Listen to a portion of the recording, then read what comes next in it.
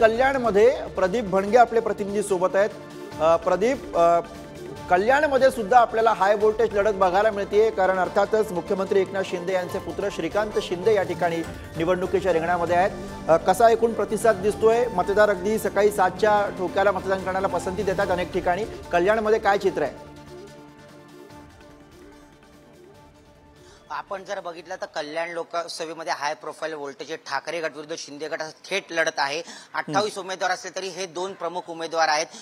ठाकरे गटाकडून वैशाली दरेकर राणे, तर शिंदे गटाकडून मुख्यमंत्र्यांचे सुपुत्र श्रीकांत शिंदे यांची लढत होणार आहे। सकाळी 7 वाजल्यापासूनच वोटिंग करायला लोक बाहेर पडलेले आहेत। आपण जर बघितलं तर उन्हाळा आहे, मात्र आज सकाळपासूनच आभाळ असल्यामुळे लोक आत्ताच वोटिंग करायला बाहेर पडलेले आहेत।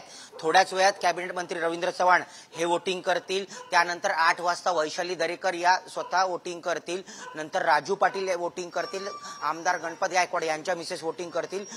असा क्रमवार इकडे आहे कल्याण लोकसभेमध्ये। आपण जर बघितलं तर कळव्यापासून ते अंबरनाथ पर्यंत पूर्ण हा मतदारसंघ आहे आणि थेट लढत ठाकरे विरुद्ध शिंदे गट असा होणार आहे। त्यामुळे ही निवडणूक फार महत्त्वाची मानली जाते। अर्थात मुख्यमंत्री एकनाथ शिंदे यांचे सुपुत्र हे कल्याणमधून पुन्हा एकदा निवडणुकीच्या रिंगणामध्ये आहेत आणि त्यांना ठाकरेंच्या शिवसेनेच्या उमेदवार वैशाली दरेकर राणे यांचं आव्हान आहे आणि तिकडची माहिती आपल्याला प्रदीप आपले प्रतिनिधी देत होते। धन्यवाद प्रदीप या सगळ्या सविस्तर माहितीसाठी। वेळोवेळी तुमच्याकडे येत राहू।